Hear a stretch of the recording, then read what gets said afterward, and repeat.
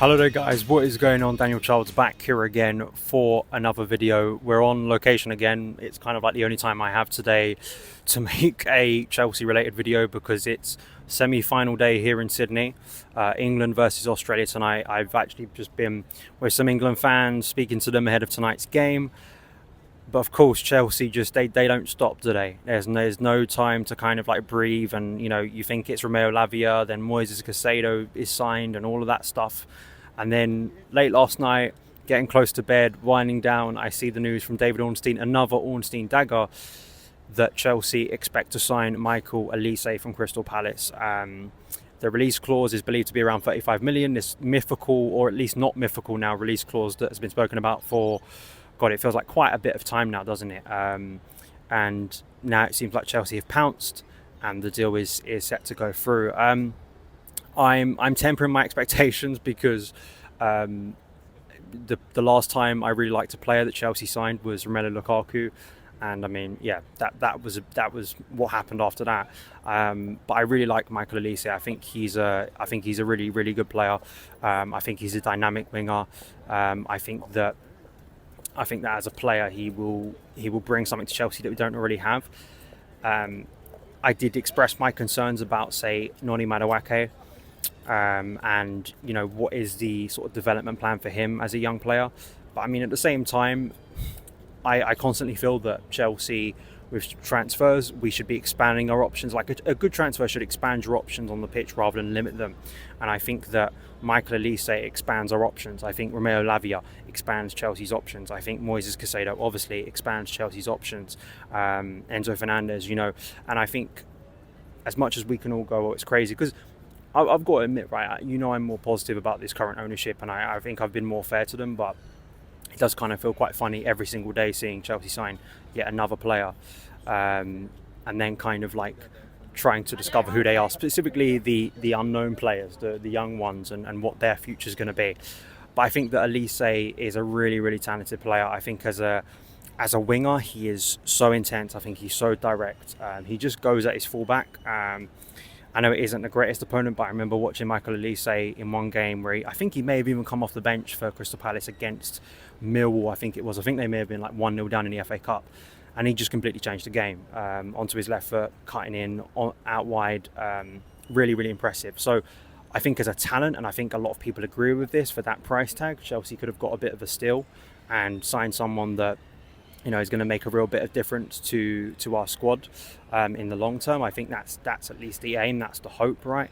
And for 35 million, that's not a joke of a signing. I mean, I think that if you, in the current market, given what we've just spent on Moises Caicedo, it's the sort of fee that makes you think like, well, it's low risk. Kind of sounds stupid for 35 million, but it does feel low risk. It doesn't feel like that's the sort of price tag that's going to come back and bite you.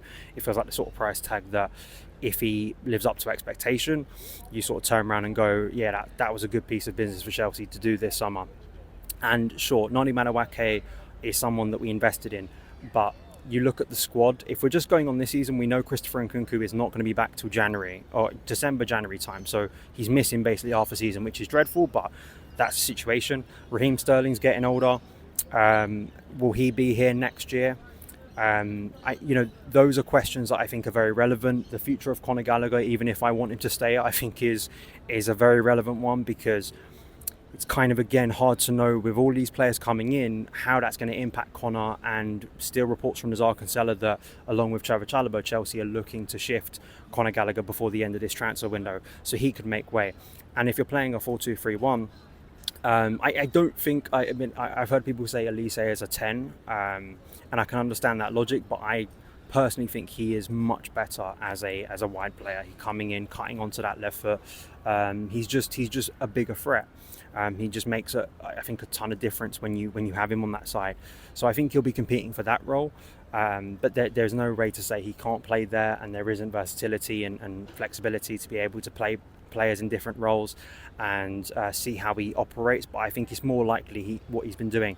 And I just think for Palace, you look at how threatening he was against Chelsea at certain times. I remember that game under Tuchel where I think Ziyech scored a late goal, but he on the break and transition, and I think this just relates to and aligns with, as much as people want to say, oh, it's all crazy what Chelsea are doing, I do think when you actually analyse the profile of players we are signing now, I think they do match up with the style of play Mauricio Pochettino is wanting to implement at Chelsea. I don't think it's so wild.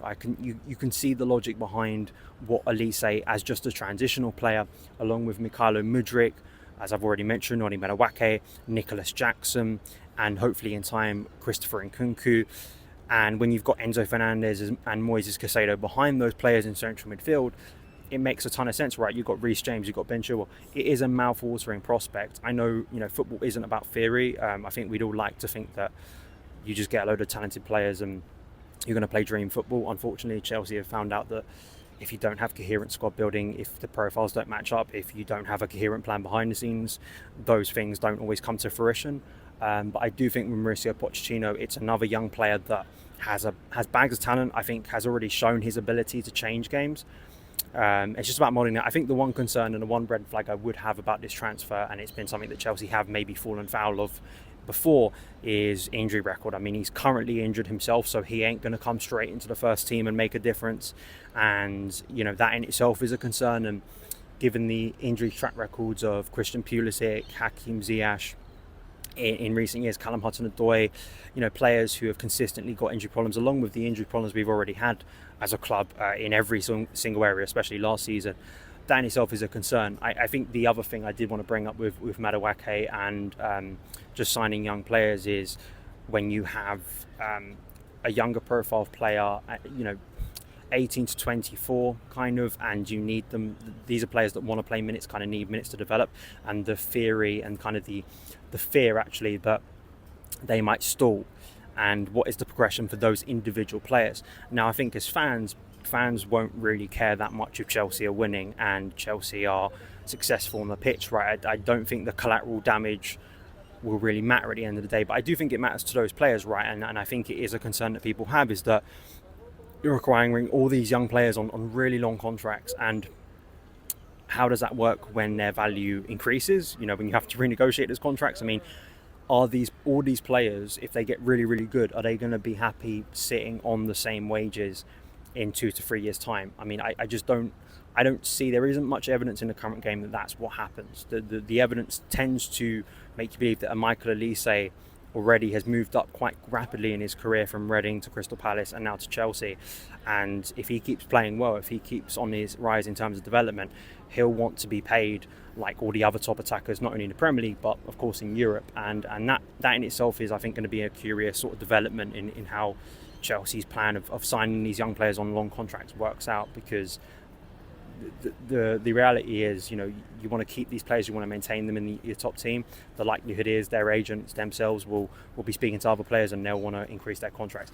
Again, are these things that everyday fans care about? Probably not. If these players are playing well, if Chelsea are winning games, if the players themselves are scoring goals, if we're winning trophies, I don't really think anyone's going to be sitting there and going, oh, it's the end of the world. But it's just something to consider, right? And I think the past week has been brilliant for Chelsea's transfer window.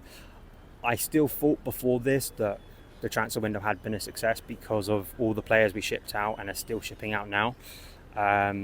But that central midfield was obviously the big deal breaker for me this window, and we've got it. And we haven't just got one; we've apparently got two, and now also a right wing option. And when you're letting Hakim Ziyech go, there isn't a future for Callum Hudson-Odoi, when you've got Christopher Nkunku out, I think it does make sense, as all the things we've spoken about. So those are my thoughts. I'm going to go and rest my arm now because holding a gimbal isn't that fun, and continue my work regarding Chelsea. But there we go. England hopefully will get through to the final tonight, and Chelsea will hopefully sign both Lavia and Michael Olise. All the best. Follow me on Twitter, and I'll see you again very soon.